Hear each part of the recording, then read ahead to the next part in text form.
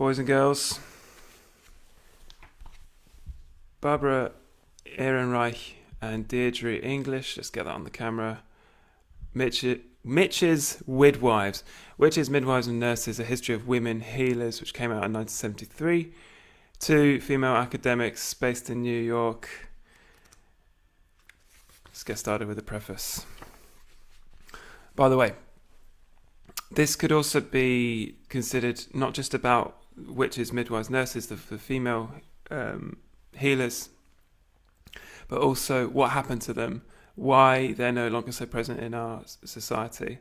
So it could have a subtitle of the male medical professions taking the reins of medicine, possibly.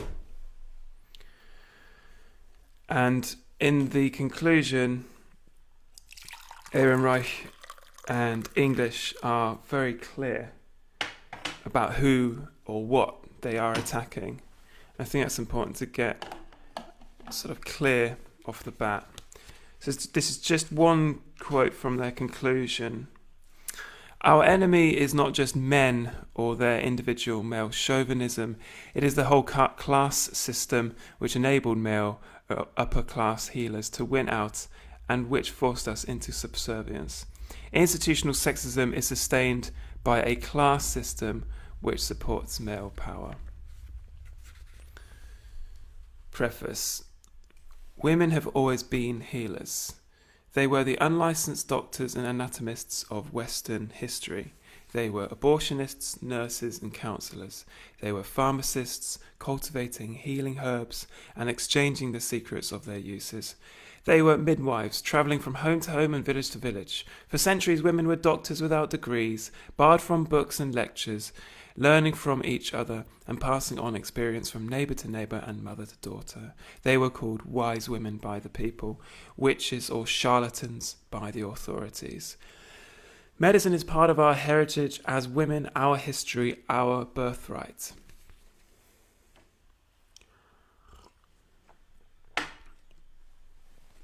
Today, however, healthcare is the property of male professionals. 93% of the doctors in the US, and by the way, this is 1973. 93% of doctors in the US are men, and almost all the top directors and administrators of health institutions. Women are still the overall majority. 70% of health workers are women, but we have been incorporated as workers into an industry where the bosses are men. We are no longer independent practitioners known by our own names for our own work. We are, for the most part, institutional fixtures, filling faceless job slots: clerk, dietary aid, technician, maid. When we are allowed to participate in the healing process, we can only do so as nurses. And nurses of every rank from aide up are just ancillary workers in relation to the doctors, from the Latin ancilla, meaning maid servant. From the nurse's aide, whose menial tasks are spelled out with industrial precision, to the professional nurse who translates the doctor's orders into the aide's tasks. Nurses share the status of a uniformed maid service to the dominant male professionals. Our subservience is reinforced by our ignorance, and our ignorance is enforced. Nurses are taught not to question, not to challenge. The doctor knows best. He is the shaman, in touch with the forbidden, mystically complex world of science, which we have been taught is beyond our grasp, science with a capital S. Women health workers are alienated from the scientific substance of their work, restricted to the womanly business of nurturing and housekeeping, a passive, silent majority. We are told that our subservience is biologically ordained. Women are inherently nurse-like and not doctor-like. Sometimes we even try to console ourselves with the theory that we were defeated by anatomy before we were defeated by men, that women have been so trapped by their cycles of menstruation and reproduction that they have never been free and creative agents outside their homes. Another myth fostered by the conventional medical histories is that the male professionals won out on the strength of their superior technology. According to these accounts, male science more or less automatically replaced female superstition, which from then on was called old wives' tales. But history belies these theories. Women have been autonomous healers, often the only healers for women and the poor. And we found in the periods we have studied that, if anything, it was the male professionals who clung to untested doctrines and ritualistic practices. And it was the women healers who represented a more humane, empirical approach to healing. Our position in the health system today is not natural. It is a condition which has to be explained. In this pamphlet we have asked, how did we arrive at our present position of subservience from our former position of leadership?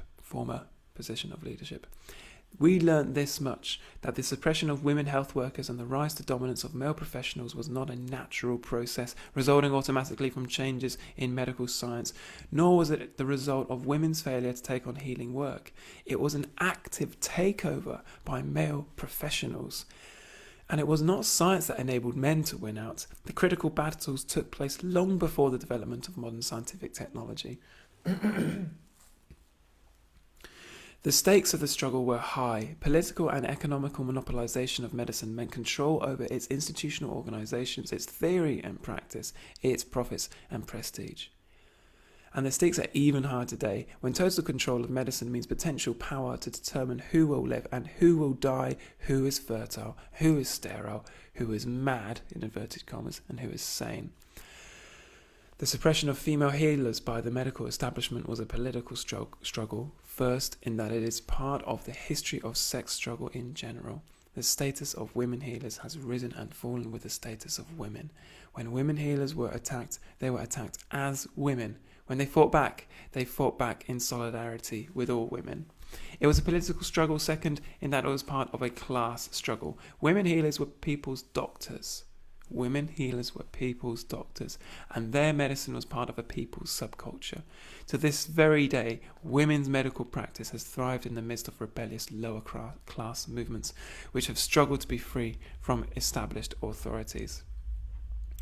Male professionals, on the other hand, served the ruling class, both medically and politically. Their interests have been advanced by the universities, the philanthropic foundations, and the law. They owe their victory not so much to their own efforts, but to the intervention of the ruling class they served.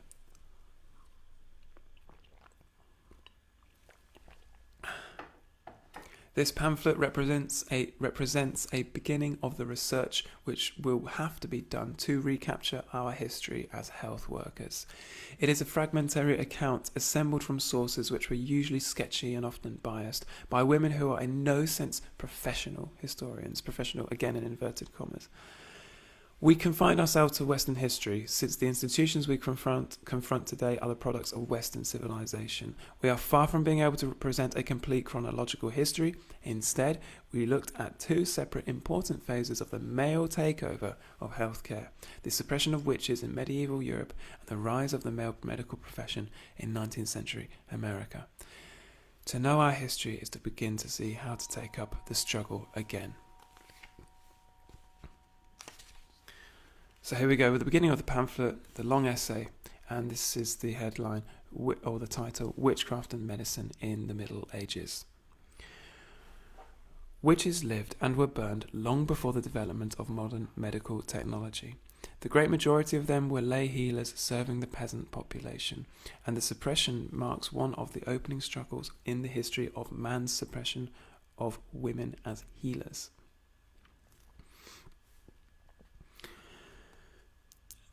The other side of the suppression of witches as healers was the creation of a new male medical profession under the protection and patronage of the ruling classes. This new European medical profession played an important role in the witch hunts, supporting the witches' persecutors with medical reasoning. And here's to quote a book of some time in the medieval period. Excuse me, no, I've got that wrong. I've misread that. This is a quote, from Thomas Saz, The Manufacture of Madness. So, to quote, because the medieval church, with the support of kings, princes and secular authorities, controlled medical education and practice, the Inquisition, or witch hunts, constitutes, among other things, an early instance of the professional repudiating repudiating the skills and interfering with the rights of the non-professional to minister to the poor, end quote. The witch hunts left a lasting effect. An aspect of the female has ever since been associated with the witch, and an aura of contamination has remained, especially around the midwife and other women healers. This early and devastating exclusion of women from independent healing roles was a violent precedent and a warning. It was to become a theme of our history.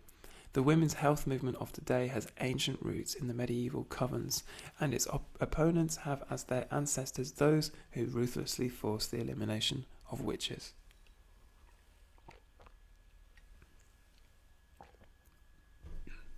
The witch craze. The age of witch hunting spanned more than 4 centuries, from the 14th to the 17th century. Excuse me. In its sweep from Germany to England, it was born in feudalism and lasted, gaining in virulence, well into the Age of Reason. The witch craze took different forms at different times and places, but never lost its essential character, that of a ruling class campaign of terror directed against the female peasant population. Witches represented a political, religious and sexual threat to the Protestant and Catholic churches alike, as well as to the state. The extent of the witch craze is startling. In the late 15th and early 16th centuries, there were thousands upon thousands of executions, usually live burnings at the stake, in Germany, Italy and other countries.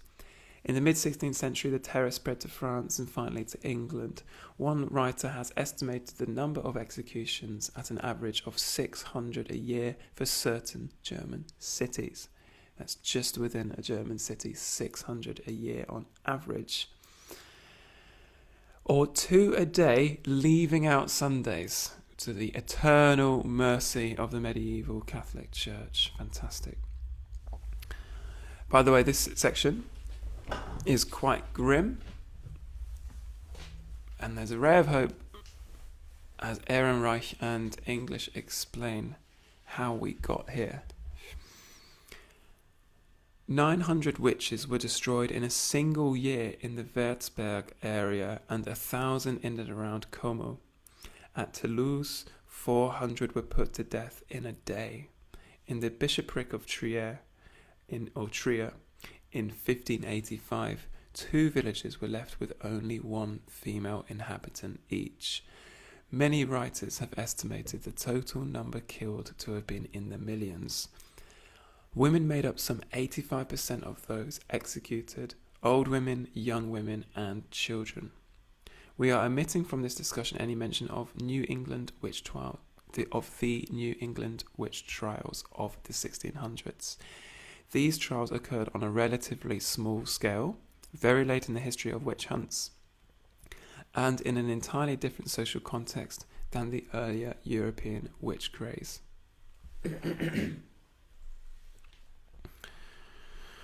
Their scope alone suggests that the witch hunts represent a deep-seated social phenomenon which goes far beyond the history of medicine.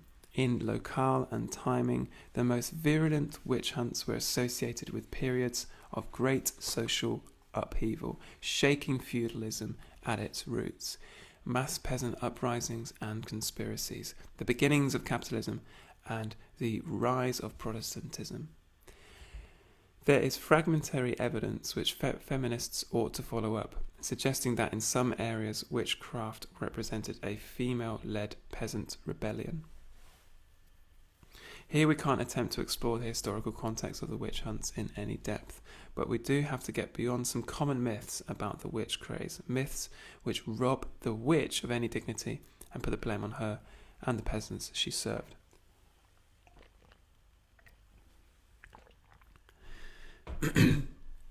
Unfortunately, the witch herself, poor and illiterate, did not leave us her story. It was recorded, like all history, by the educated elite, so that today we know the witch only through the eyes of her persecutors.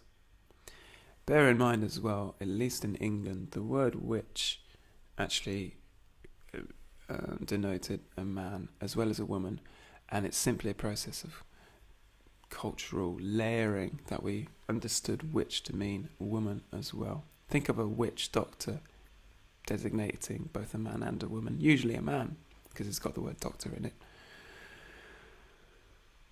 Two of the most common theories of the witch hunts are basically medical interpretations, attributing to the witch craze unexplainable outbreaks of mass hysteria. One version has it that the peasantry went mad. According to this, the witch craze was an epidemic of mass hatred and panic cast in images of bloodlusty peasant mob bearing flaming torches. Of a bloodlusty peasant mob bearing flaming torches. Another psychiatric interpretation holds that the witches themselves were insane. This is not so far from the explanation of, say, high school massacres with misconceptions of evil, pure evil. One of the police officers in the Jamie Bolger case of 1993 said, "As soon as I looked at the face of John Venables, I knew he was pure evil." That's the police officer talking. As soon as I looked at the face of John Venables, I knew he was pure evil. The likelihood is the boys were not acting out of anything predetermined, and things got out of hand. So a way of dismissing our histories and pushing away the uncomfortable truths is just saying, oh, they're just mad. So it's kind of a medical explanation for it. Okay.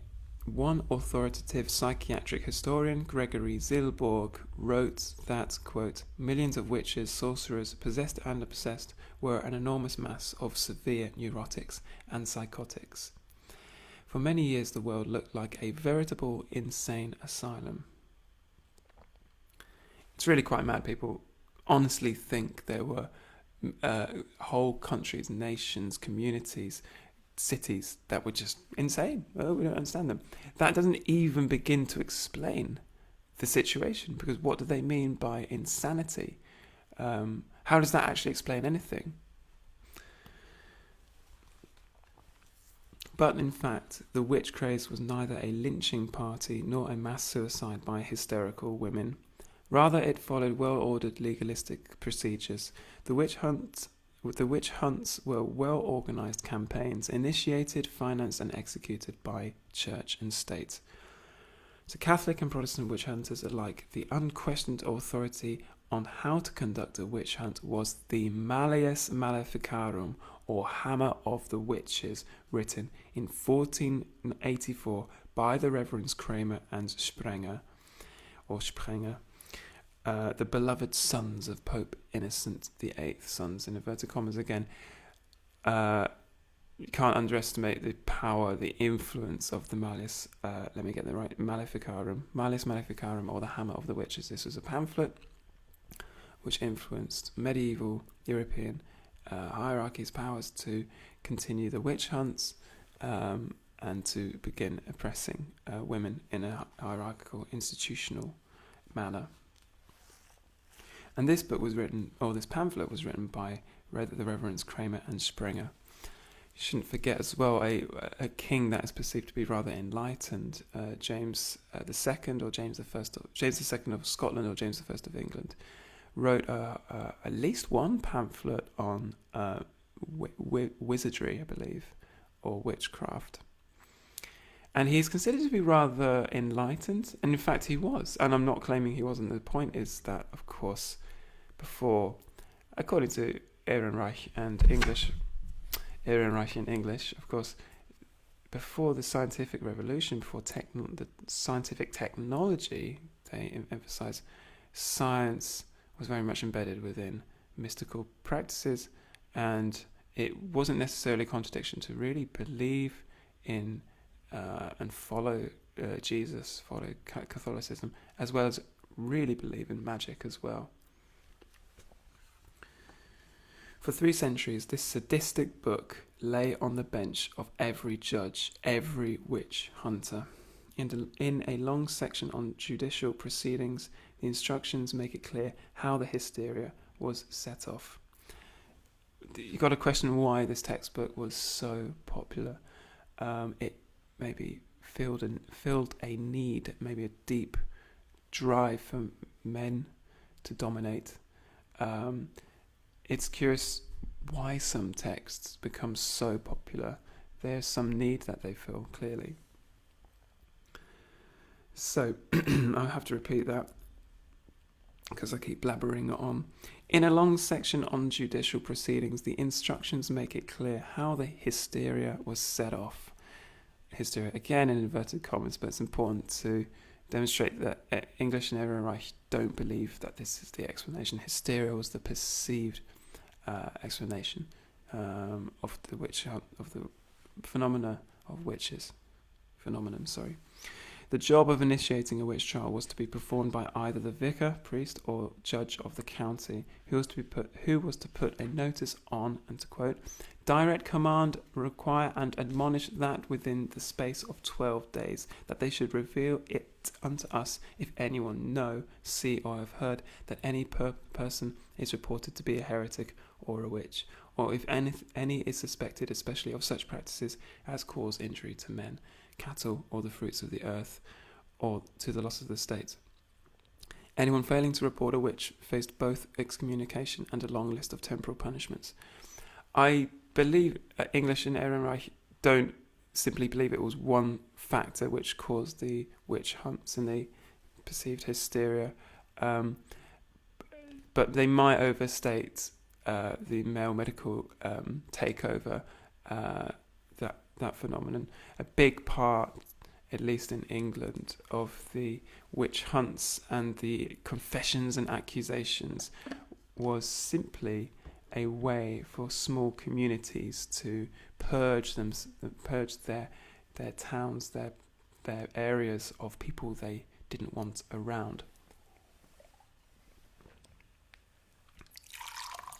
Very similar to what is understood of the Salem witch trials as well. It was a handy excuse for communities to expel the perceived dirt, the dredge of the society. So who's the lowest of the low in society, of course, is the poor, and it's women.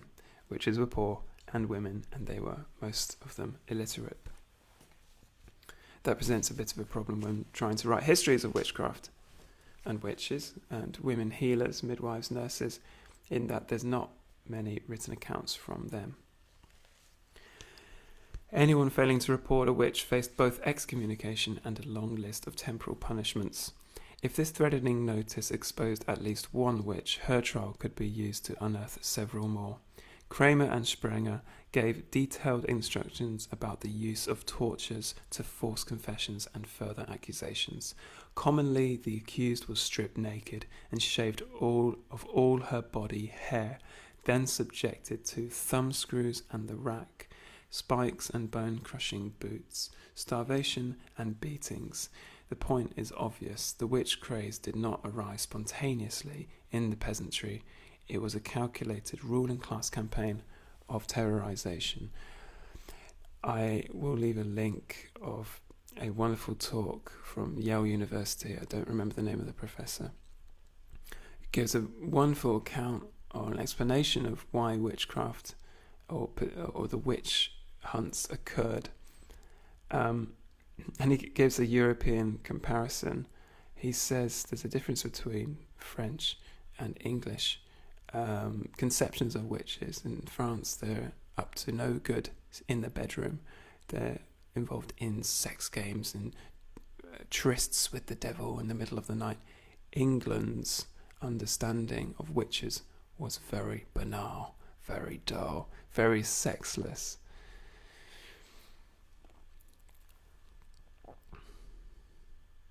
The crimes of the witches. Who were the witches then, and what were their crimes that could arouse such vicious upper-class suppression? Undoubtedly, over the centuries of witch hunting, the charge of witchcraft came to cover a multitude of sins, ranging from political subversion and religious heresy to lewdness and blasphemy. But three central accusations emerged repeatedly in the history of witchcraft throughout Northern Europe. First, witches are accused of every conceivable sexual crime against men. By the way, not in England. Apparently we're sexually illiterate.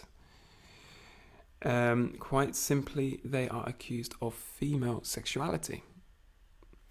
Second, they are accused of being organised. Third, they are accused of having magical powers affecting health, of harming, but also of healing. They were also often charged specifically with possessing medical and obstetrical skills. First, consider the charge of sexual crimes. The medieval Catholic Church elevated sexism to a point of principle. The Malleus declares, when a woman thinks alone, she thinks evil. When a woman thinks alone, she thinks evil. A quote from the Malleus Maleficarum, if I've got that right. Or The Hammer of the Witches, this pamphlet I mentioned earlier. And that pamphlet, let's just repeat, is from 1484, so quite early on, influence spreading out through medieval Europe or medieval Europe.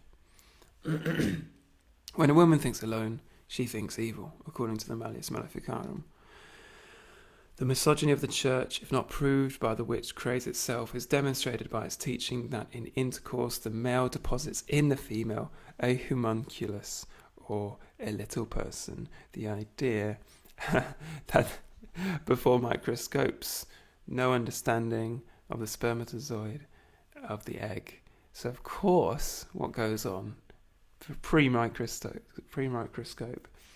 in medieval Europe, a man inseminates, or doesn't even inseminate a woman, just lodges a small human in the body of a woman. And then it just grows for 9 months, just sort of is stored there. There's no sort of active nurturing on behalf of the woman. The misogyny of the Church, let me read that again, it just blows my mind. If not proved by the witch craze itself, is demonstrated by its teaching that in intercourse, the male deposits in the female a homunculus, or little person, complete with a soul, which is simply housed in the womb for 9 months without acquiring any attributes of the mother. The homunculus is not really safe, however, until it reaches male hands again, when a priest baptizes it, ensuring the salvation of its immortal soul.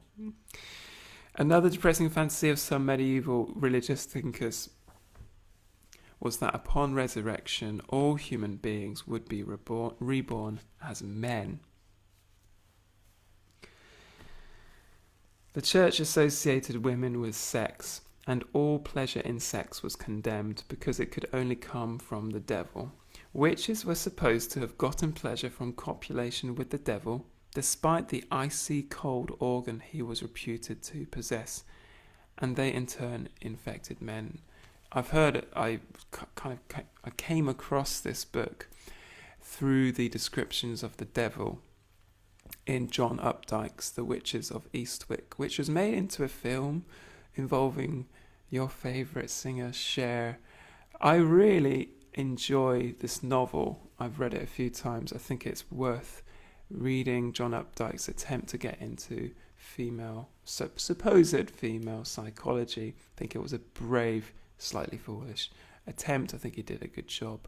The Witches of Eastwick by John Updike, where the devil himself, Jack Nicholson in the film, is expressing real sympathy with witches and female struggles over the years. So, the devil's penis is cold. We've established that. Lust in either man or wife then was blamed on the female. On the other hand, witches were accused of making men impotent and causing their penises to disappear. As for female sexuality, witches were accused, in effect, of giving contraceptive aid and of performing abortions. And to quote the Malleus Maleficarum, the Hammer of the Witches from 1484, now there are, as it is said in the papal bull, 7 methods by which they infect with witchcraft the venereal act and the conception of the womb. First, by inclining the minds of men to inordinate passion. Second, by obstructing their generative force. Third, by removing the members accommodated to that act. Fourth, by changing men into beasts by their magic act. Fifth, by destroying the generative force in women. Sixth, by procuring abortion. Seventh, by offering children to the devils, besides other animals and fruits of the earth, with which they work much harm. End quote. In the eyes of the church, all the witch's power was ultimately derived from her sexuality. Her career began with sexual intercourse with the devil. Each witch was confirmed at a general meeting, the witches' Sabbath, at which the devil presided, often in the form of a goat, and had intercourse with the neophytes. In return for her powers, the witch promised to serve him faithfully. In the imagination of the church, even evil could only be thought as ultimately male-directed. It's a bit clumsily written, directed at men, I'm guessing. As the Malleus makes clear, the devil almost always acts through the female, just as he did in Eden. To quote again the Malleus Maleficarum, all witchcraft comes from carnal lust, which in women is insatiable. Wherefore, for the sake of fulfilling their lusts, they consort with devils. It is sufficiently clear that it is no matter for wonder that there are more women than men found infected with the heresy of witchcraft. Again, remember, witch also meant male, a male practitioner of the occult, the dark arts, of course.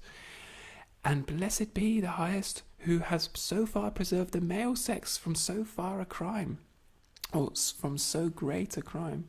Why is it that men weren't suspected of being witches as much as women? It seems to me that this whole witch hysteria stems from deep male fear of female sexuality, of possibly absence and empty space represented by the vagina, of death, of loss of power, potential envy, given the woman's ability to create a universe. Maybe we can't underestimate the fear of sex.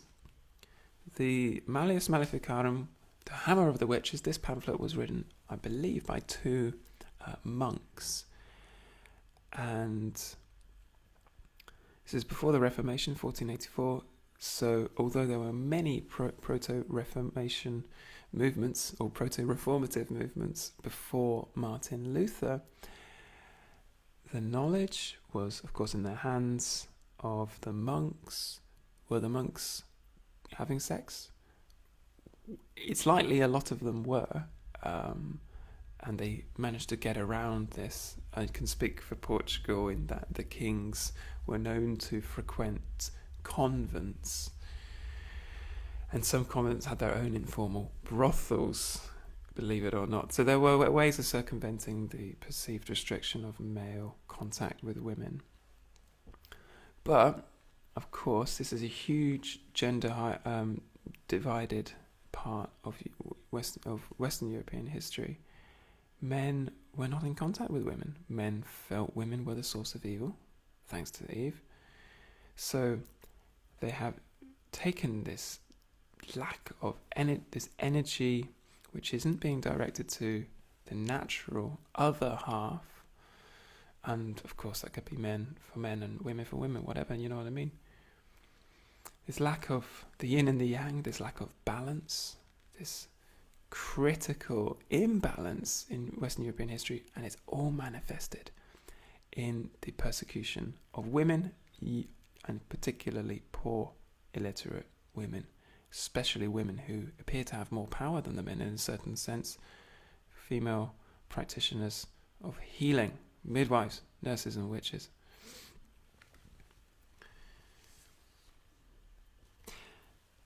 Not only were the witches women, they were women who seemed to be organised into an enormous secret society.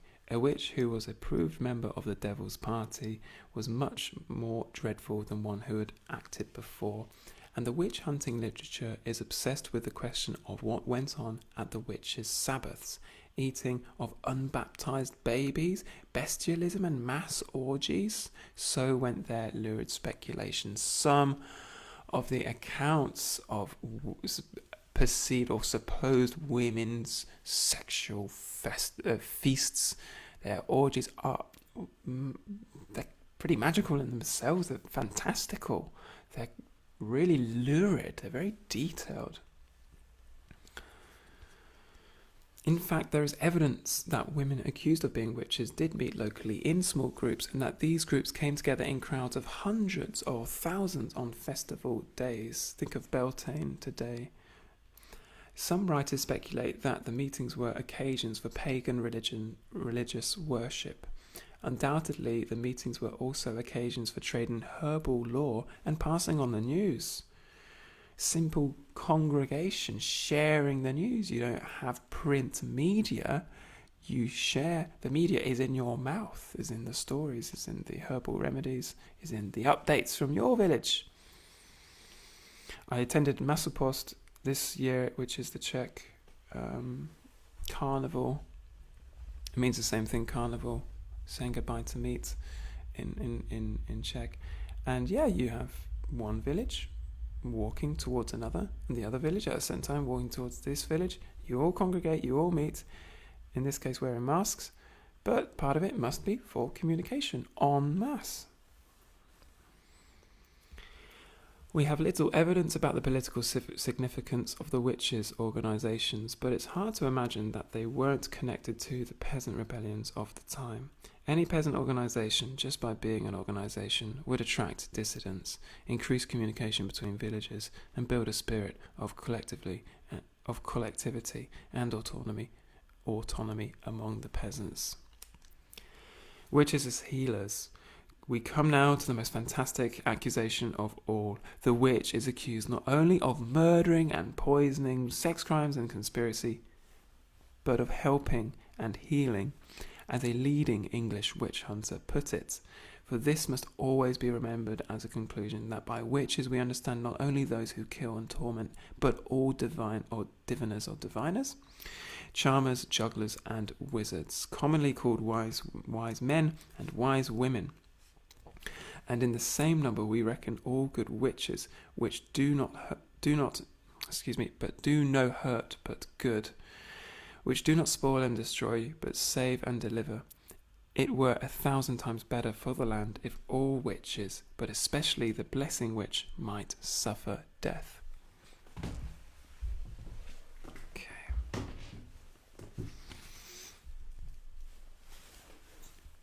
Witch healers were often the only general medical practitioners for a people who had no doctors and no hospitals, and who were bitterly afflicted with poverty and disease. In particular, the association of the witch and the midwife was strong. No one does more harm to the Catholic Church than midwives, wrote the witch hunters Kramer and Sprenger.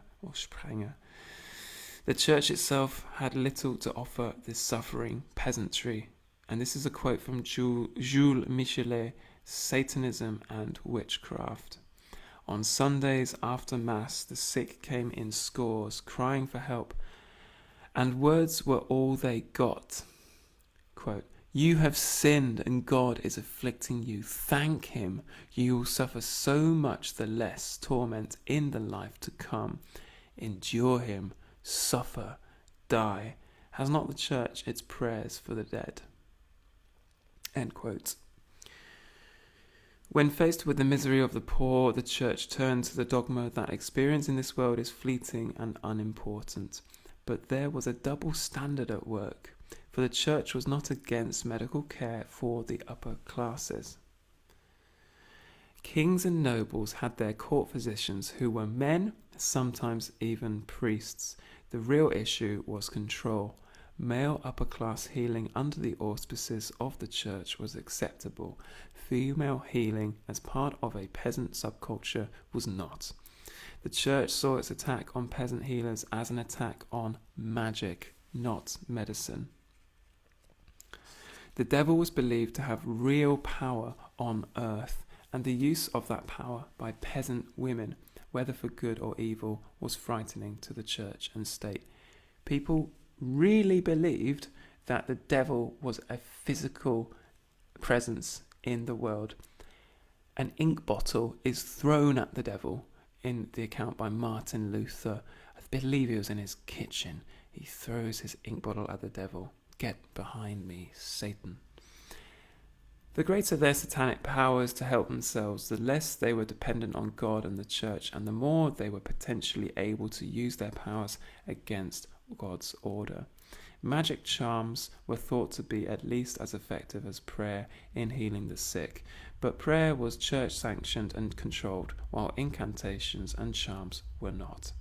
Thus, magic cures, even when successful, were an accursed interference with the will of God, achieved with the help of the devil, and the cure itself was evil. There was no problem in distinguishing God's cures from the devil's, for obviously the Lord would work through priests and doctors rather than through peasant women.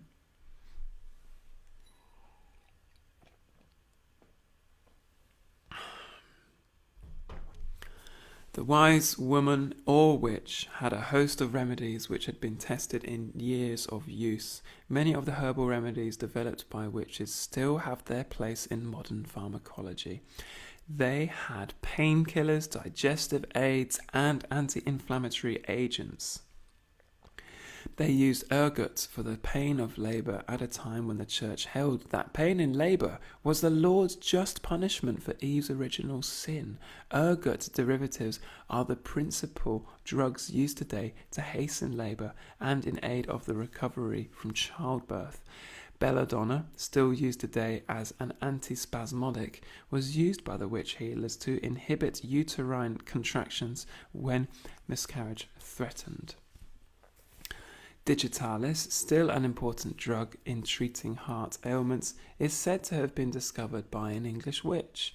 Undoubtedly, many of the witch's other remedies were purely magical and owed their effectiveness, if they had any, to their reputation. The witch healer's methods were as great a threat to the Catholic Church, if not the Protestant, as her results, for the witch was an empiricist. So let's get this right. The witch tested her, or his, but mainly her remedies empirically. And that's a bit hard for us to get our head round, given that we associate petri dishes, distillation, microscopes with empiricism. But before all of that technology and before the advancement of science, empiricism meant, or still means in a way, learning through experience. Empirical data is the experiment or the experience. The witch was an empiricist. She relied on her senses rather than on faith or doctrine. She believed in trial and error, cause and effect. Her attitude was not religiously passive but actively inquiring. She trusted her ability to find ways to deal with disease, pregnancy and childbirth, whether through medications or charms. In short, her magic was the science of her time. The church, by contrast, was deeply anti-empirical. It discredited the value of the material world and had a profound distrust of the senses. I think this is rather erroneous here. I think Ehrenreich and English, the authors of this pamphlet, have really got themselves muddled up here. There are many, many cases of scientists, experimenters working with and in the Catholic Church, the monks who were leading the way in intellectual development, and often the conjunction of religious celebration, worship, and scientific research. I continue. The church, by contrast, was deeply anti-empirical. It discredited the value of the material world and had a profound distrust of the senses. There was no point in looking for natural laws that govern physical phenomena, for the world is created anew by God in every instant.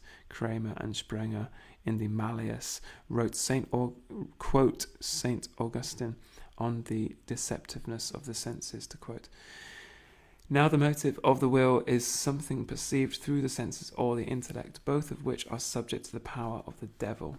For St. Augustine says in Book 83, this evil which is of the devil creeps in by all sensual approaches. He places himself in figures, he adapts himself to colours, he attaches himself to sounds, he lurks in angry and wrongful conversation, he abides in smells, he impregnates with flavours and fills with certain exhalations all the channels of understanding, end quote. But there is some argument that there was a mistrust of the senses, and we shouldn't say really senses, but of every sense apart from visual senses, from seeing. The senses are the devil's playground, the arena into which he will try to lure men away from faith and into the conceits of the intellect or the delusions of carnality. In the persecution of the witch, the anti-empiricist and the misogynist anti-sexual obsessions of the church coincide. Empiricism and sexuality both represent a surrender to the senses, a betrayal of faith. The witch was a triple threat to the church. She was a woman and not ashamed of it. She appeared to be part of an organised underground of peasant women, and she was a healer whose practice was based in empirical study. In the face of the repressive fatalism of Christianity, she held out the hope of change in this world. The rise of the European medical profession. While witches practiced among the people, the ruling classes were cultivating their own breed of secular healers, the university-trained physicians.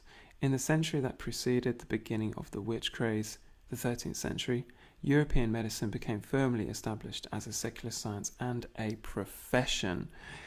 The medical profession was actively engaged in the elimination of female healers, their exclusion from the universities, for example, long before the witch hunts began. For 8 long centuries, from the 5th to the 13th, the otherworldly, anti-medical stance of the Church had stood in the way of the development of medicine as a respectable profession. Then in the 13th century there was a revival of learning, touched off by contact with the Arab world. Medical schools appeared in the universities, and more young men of means sought medical training.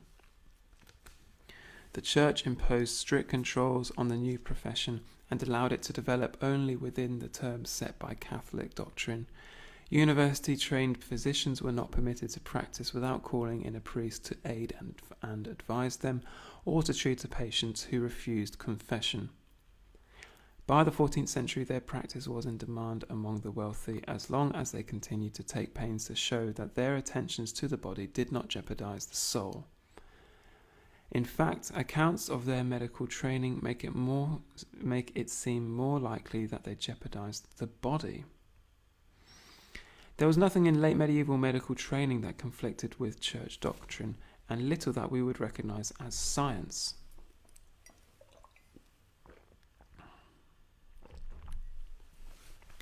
Medical students, like other scholarly young gentlemen, spent years studying Plato, Aristotle, and Christian theology. Their medical theory was largely restricted to the works of Galen, the ancient Roman physician who stressed the theories of complexions or temperaments of men. Wherefore the choleric are wrathful, the sanguine are kindly, and the melancholy are envious, end quote, and so on. While a student, a doctor rarely saw any patients at all, and no experimentation of any kind was taught. Medicine was sharply differentiated from surgery, which was almost everywhere considered a degrading, menial craft, and the dissection of bodies was almost unheard of.